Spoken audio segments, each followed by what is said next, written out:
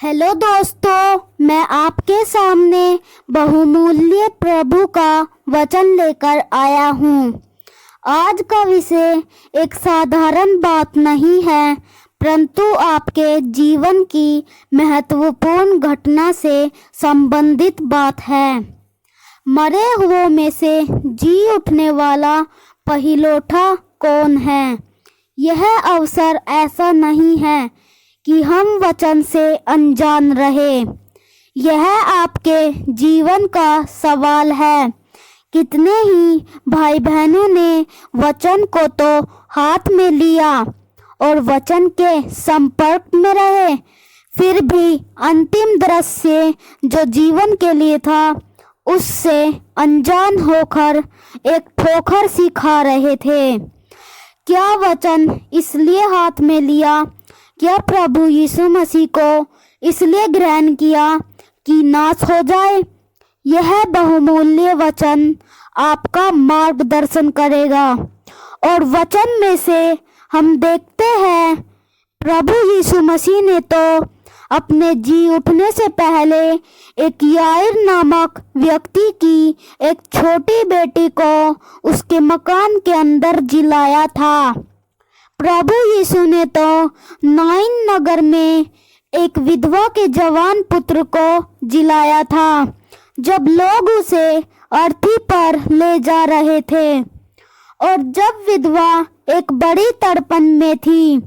हमारे प्रभु यीशु मसीह ने तो मार्था मैरी के भाई लाजर को भी जिलाया था। तब लाजर को मरे हुए 4 दिन हो गए थे। अब फिर भी वचन कहता है कि मरे हुओं में से जी उठने वाला पहिलौठा तो प्रभु यीशु मसीह ही है। अब हम प्राचीन समय की ओर बढ़ते हैं कि जब प्रभु यीशु मसीह मानव रूप में संसार में नहीं आए थे, तब एलीसा जो खुदा का जन मर गया था, तब एलीसा की कब्र में एक मरे हुए व्यक्ति को डाला गया। जब वह व्यक्ति एलीसा की हड्डियों से स्पर्श हुआ तो वह जी उठा।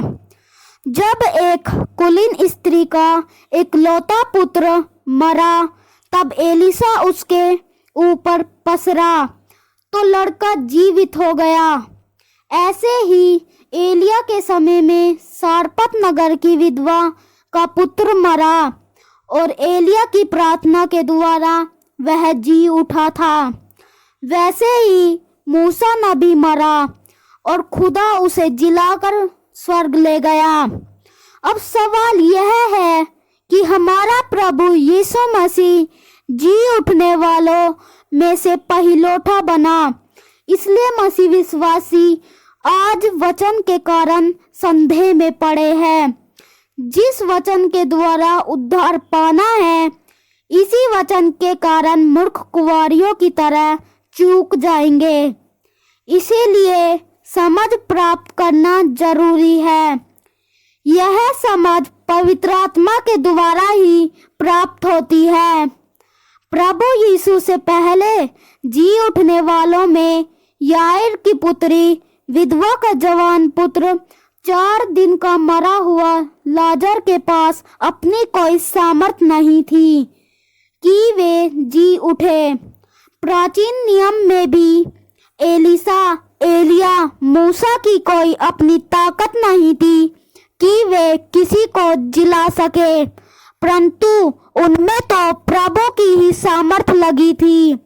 परंतु हमारे प्रभु यीशु मसीह को जी उठने में किसी भी ताकत की आवश्यकता नहीं थी कि उसे जिलाए।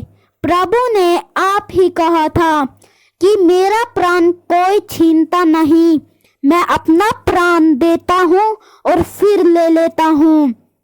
इसलिए प्रभु सामर्थी है, वह जी उठने वालों में से पहिलौठा ठहरा है। जय मसीह की आमीन। सुने और शेयर करें।